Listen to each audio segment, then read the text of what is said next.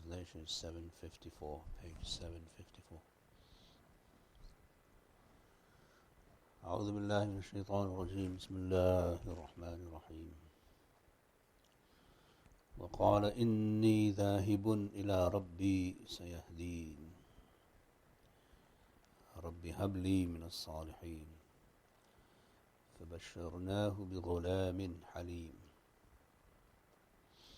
As Ibrahim alayhi salam now has been thrown into the fire, he comes out. He goes home to his father and he has a conversation with his father in which he tells his father he is misguided. And after some exchange, his father tells him to leave, meaning permanently, his house and also the town. So it is here that Ibrahim says, وَقَالَ إِنِّي ذَاهِبٌ إِلَىٰ رَبِّي, that I'm now going to leave. I'm not leaving your house. I'm leaving towards my Lord, who is going to guide me. So Ibrahim a.s. is convinced that he is on the right path, and he is convinced that his Lord will guide him towards further, inshallah, good things, and towards a path that will lead him towards success and felicity. This is how prophets behave, that although he has been forced out of his home and forced out of his town. Now this is the first hijrah of a human being for the sake of Allah, where Ibrahim a.s. leaves his father, his family, his town, and goes somewhere else to an unknown future. So hijrah requires usually that you go to a place where there is peace and security, but you don't have necessarily all the logistics in place to live and to survive. So there's an element of sacrifice there, as we know. He then is joined by his nephew being Lut alayhi salam. They leave both together. Then Ibrahim alayhi salam sends Lut to those people, and he goes forward with his journey all the way into Egypt with his wife Sarah. At this point of time, they don't have children. So Allah subhanahu wa ta'ala is now reporting, Rabbi habli min as-salihin, my Lord, grant me an offspring that is from the pious. Ibrahim Islam is old here. Sarah is also old. She is beyond menopause. And Ibrahim Islam is beyond the normal age of being able to conceive. But since he is making dua that he doesn't want to be left without a progeny, and especially someone who's going to take over the mission and the message of Nabuwwah and prophethood, he makes dua, and Allah responds to this dua. But here Ibrahim alayhi salam's words are reported in the Quran as hab li. Hab is from the word wahaba, which means to give as a gift. Wahaba and then hiba. Hiba is the word that brings the word wahaba. Hiba is a gift. In this construct, Ibrahim is alluding to the theology behind children. That Islam is a deen, Islam has theology. What is our understanding of children? Is it a God-given right that every married couple should have children? or is it purely a divine gift? So the Quran says, يَهَبُ لِمَن يَشَاءُ إِنَاثًا وَيَهَبُ لِمَن يَشَاءُ ذُكُورًا, that He gives as a gift to whomsoever He wishes male, and He gives as a gift to whomsoever He wishes a female or females. So we see that the Quran's emphasis in the idea behind conception is that it is a divine gift, and it is not a political right, it's not a social right, it is not a legal right. So the idea that people have nowadays, that every couple should have the right to conceive either this way or that way, goes against this theology that we find in, first of all, the words of Ibrahim alayhi salam, as reported, Hab, grant me as a gift. Meaning, you are the creator, you are the maker. The institution of marriage is a means by which Allah gives you a gift. But it's not necessary that Allah gives a gift, because that's what a gift is. You can't impose on God to give me a gift. You can ask and you can request. So if you bring it down to the legal discussion and say every couple has a right to conceive, so they must be allowed to conceive any which way, then that kind of dies with this theology. Number one. Number two, that this gift that Ibrahim is asking for is a miracle, okay? Because he's beyond the years of conception, and also his wife. So he's not asking for a regular divine order, he's asking for a very special divine order, which also must be included in your discussion. And thirdly, in history, in human history, we know that not every couple conceives. So the Prophet ﷺ had several wives, and he did not conceive from any of them except Khadija. So did he then go to Allah and say, give me a child? This is my right as a Nabi to give me an heir, and he didn't have any male heirs. He only had daughters. Right? So if the spirit of Islam is that everybody must have a male heir, then the Prophet ﷺ should have been the first one to demand from Allah that he is given a boy and a son as an heir to whatever. But that didn't happen. So Aisha, being Aisha, young and everything, did not conceive. She did not ask the Prophet ﷺ to ask Allah to give them a child. This is the adab. It's theology, but it's more adab of how we behave with Allah and how we behave in the normal scheme of life in this world. So there have been many who have not conceived as married couples, and life goes on because it is a divine gift. So Allah may give you children as a gift, and then it says وَيَجْعَلُ مَن يَشَاءُ عَقِيمًا. He may make somebody totally barren and not give him any children. That's also mentioned in the same ayah.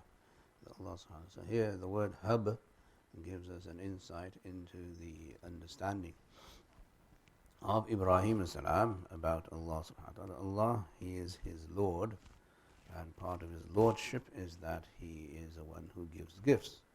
And I'm asking you to give me a gift, although I'm beyond the age of conception. So he's not asking for ordinary means, he's asking for something else. That is there. That's number one. Habli min as-salihin. So he was given two children, one through Sarah and the other through Hajar, who is Ajar. And she came as a gift, a royal gift from the Egyptian king or whoever he was. Ibrahim was moving around that area just to find a place where he could live and so on. So The long story short, Hajar is a royal maid. So there's royalty there. It wasn't as if she was from the streets and she was a nobody. She knew the rules of how to behave as a noble woman. Yeah. And she knew the rules of how to raise children through nobility and with nobility. That is what Hajar is. So Allah subhanahu wa ta'ala says, فَبَشَّرْنَاهُ بِغُلَامٍ حَلِيمٍ. So we gave him glad tidings of a tolerant child, a tolerant boy, Halim. Where with Ishaq alayhi salam in that story, in Surah Al-Dhariyat, we say, وَبَشَّرْنَاهُ بِغُلَامٍ عَلِيمٍ, that we gave him glad tidings of a child, a boy, who will be knowledgeable. So for Ishaq, the word Alim is used, and for Ismail, the word Halim is used. There's a difference between the two, although they overlap with each other. Alim is one who has knowledge, and Halim who has the fruit of knowledge, which is hilm, which is forbearance and tolerance and clemency and all of that. So he was someone who was exceptionally tolerant and patient. And as you know, you need patience in order to learn. Also, patience is a tool for learning. So both were given knowledge and both were given this ability. Anyway, just a difference in the terminology Allah subhanahu wa ta'ala uses for Ismail. This child is referring to Ismail alayhi salam, not to Ishaq alayhi salam. So Allah gives him a child that is Halim, okay, that is forbearing and tolerant because of the work ahead of him. So the work ahead of him is the following. فَلَمَّا بَلَغَ مَعَهُ السَّعْيَ قال يا بني إني أرى في المنام أني أذبحك فانظر ماذا ترى. So when he reached the age of striving with him, striving literally, meaning when he reached the age of understanding struggle and striving. So Ismail Islam reached a certain age where he knew how to work and he understood and appreciated work, sa'i, effort, striving and all of that. So he was now somewhat mature. In those days, obviously, if you're raised in the desert and you're not raised with people around you, as Ismail Islam was not raised with people around him, he was raised by Hajar in Mecca, and then later on they moved to Mina, which is where this happened. Okay, the environment allows you to grow and mature much quicker than if you were schooled, especially nowadays. People aren't mature, even when they're 25. So the age there, people say, is about 7 or 9. And that's the time when he started to appreciate. He had to do the work in the house, work outside the house, work for this, work for that. So when he reached the age where he appreciated work, meaning Ibrahim alayhi salam would visit him frequently, and his mother, who trained him, made him responsible and made him appreciate work, life, struggle and effort. Otherwise the story won't make sense. When you're given a child at this very, very old age, Hajar was young, Ibrahim was old, then you want to make sure that you do everything that ensures that the child will progress in life and become a man of his own, and so on. So this is the beginning of Ismail's manhood, sa'i, making children responsible for work is the best thing a parent can do. Pampering the child where they remain beta, until they're, God knows, 40 years old. It's the worst thing you can do to a child. It is absolute dhulm, injustice, that you would do this. So Ibrahim alayhi salam and Hajar instilled within Ismail this understanding that I have to work for myself. Sa'i, I have to work for myself. I have to fend for myself. I am responsible. I'm now coming into the world and no one's going to feed me. No one's going to look after me. No one's going to take care of me. This is the sa'i Allah subhanahu wa ta'ala is now mentioning here, that there's a unique ability to understand life at this very early age, which is a sign of hilm and tolerance, as you know. So Ibrahim alayhi salam, then when he's reaching this age where he's willing to go into the world and do things for himself, he sees a dream. So as I said, at the old age you get a child, and when you get a child you want to make sure the child grows up to become something. And he sees a dream in which the dream tells him, what? Now you got to kill him. Right? The paradox of life. That's what he's reached the age where he's going to live because he has sa'i. Allah gives him a dream which says, now kill him. So what do you do? قال يا بني إني أرى في المنام. O my son, I have seen in the dream, أني أذبحك, that indeed I am sacrificing you. I'm in the process of sacrificing you. فانظر, so you look. ماذا ترى, what do you see in it? What do you see in the dream? So this is another indication of the maturity of Ismail. Ismail is now able enough to understand perhaps what a dream means. Yes, whether he says 9 or 7, it doesn't matter, or 15, it doesn't matter. The fact is, Ismail salam is being now asked to look into the dream himself and see what does he see. He responds, قال, Ismail responds, يا أبت افعل ما تؤمر. Oh my father, you must do what you have been instructed to do. He doesn't say kill me. He doesn't say slaughter me. He says do what you're instructed to do, what you're ordered to do. Which is what he did. ستجدني إن شاء الله من الصابرين. Indeed, you will find me, through Allah's leave, from those who have sabr.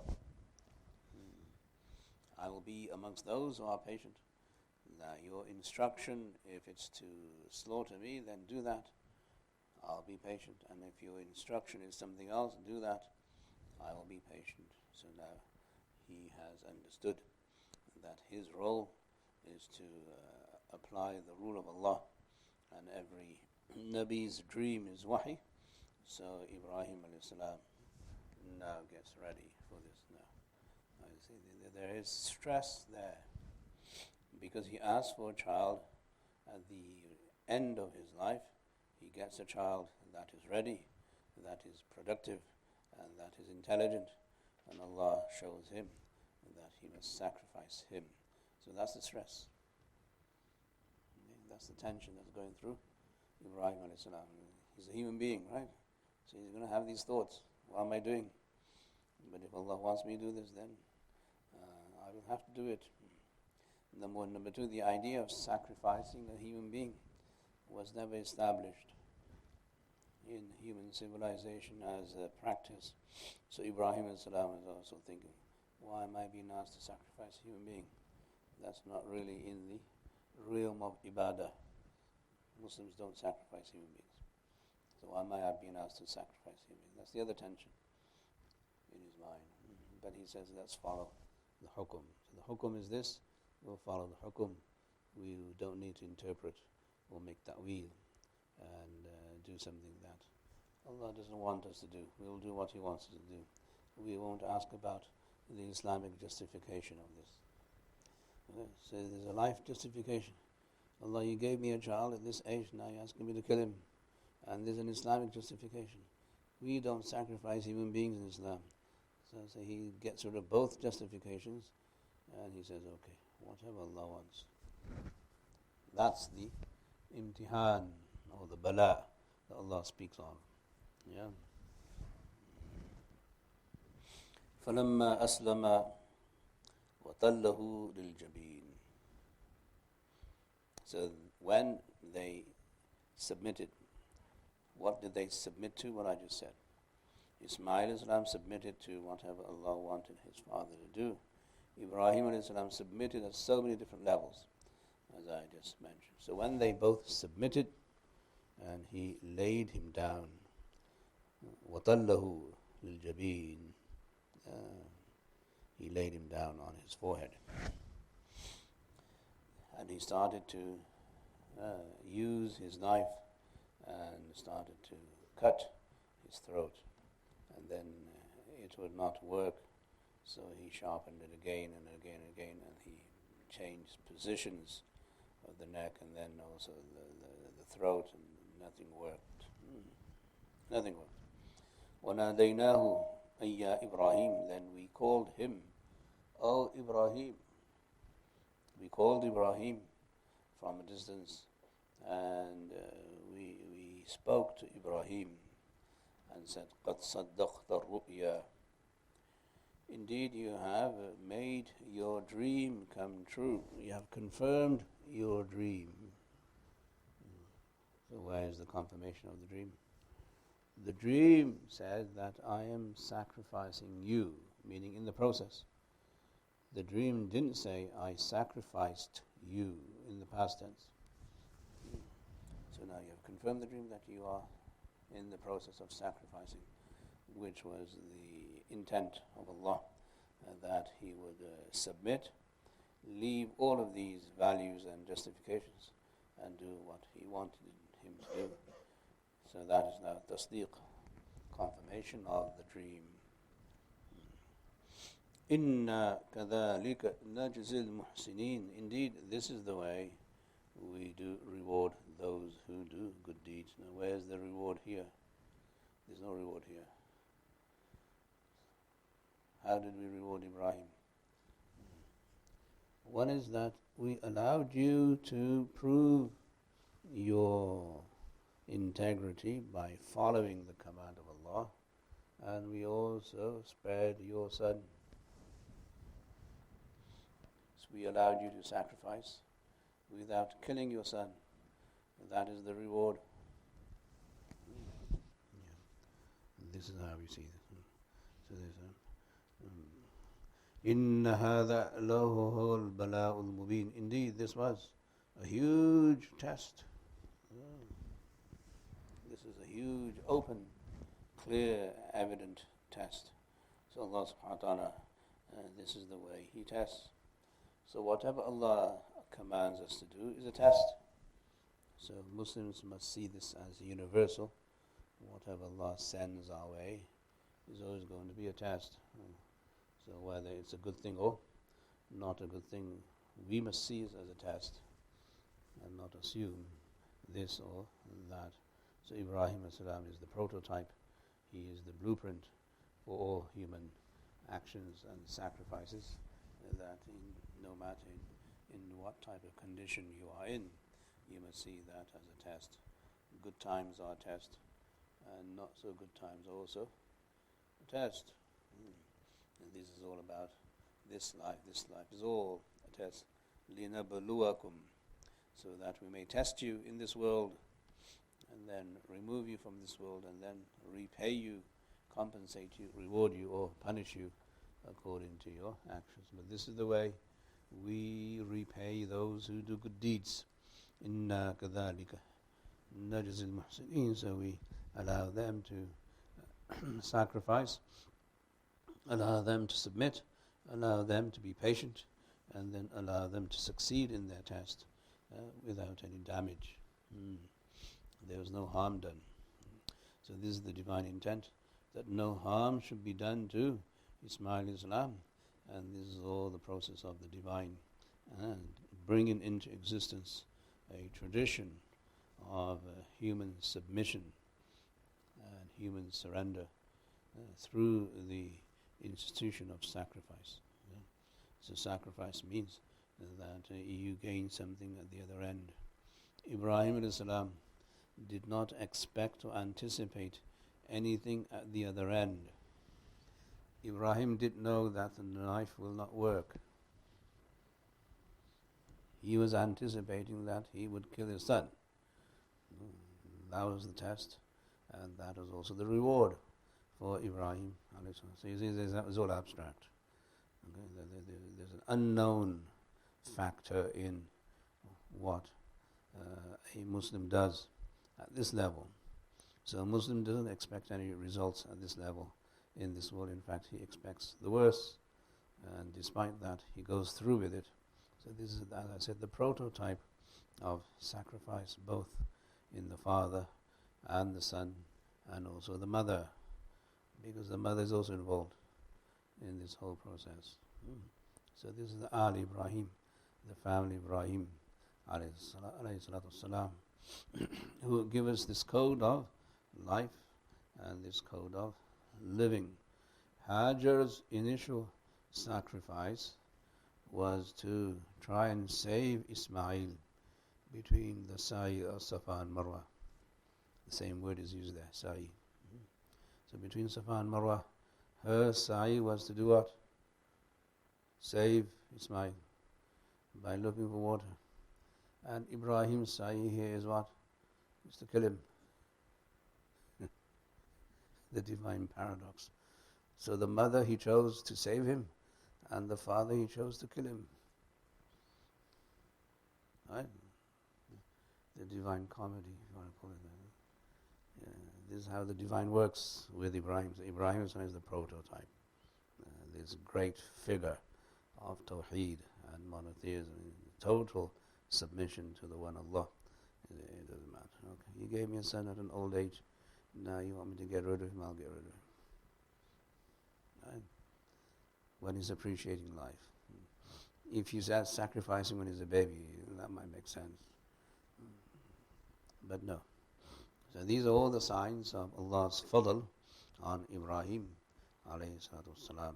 Inna hadha lahu al-bala'u al-mubin. This is a very clear, evident, manifest test.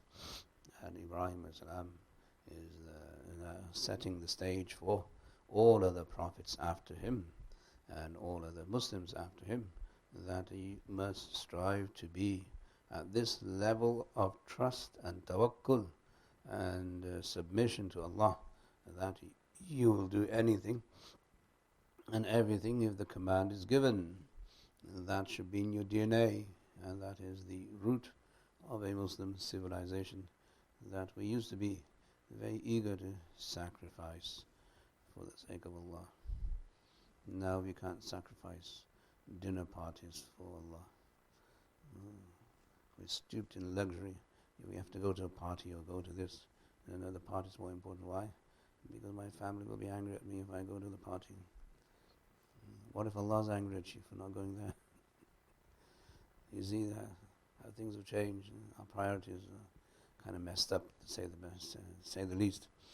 Anyway, so this level where you are willing to sacrifice your own child and your own household for the sake of Allah is then rewarded further.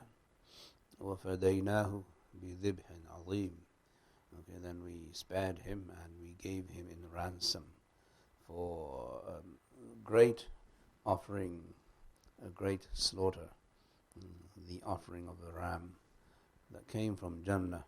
Ibrahim salam took the ram and then sacrificed the ram, which became the basis for qurbani. So Allah's fadl was that Allah exchanged Ibrahim Ismail salam and in ransom gave this animal that came from Jannah. And then that became the sunnah of Ibrahim salam vis-a-vis the qurbani and the adhiyah and the sacrifice we have on Eid al-Adha, where the Sahaba asked, Ma hadhi al-adahi, Ya Rasulullah, what are these sacrifices? Ya Rasulullah, the Prophet said, Sunnat abikum Ibrahim, it is the sunnah of your father, Ibrahim alayhi salam, this is what he initiated as a sunnah. So the asl and original sacrifice was of a human being in the form of his own son. Then Allah exchanged that for a ram. Now we don't have the ability to access a ram from Jannah, so whatever is available. That's further Allah's Fadl. Otherwise, if we were to follow the sacrifice of Ibrahim, we need a ram from Jannah. But Allah made the Sharia easy on people. So any goat will do, any sheep will do, as long as it's intact and not damaged or deficient in any way, shape or form. Right. The ram that came from Jannah, in Jannah there's no blood. Right?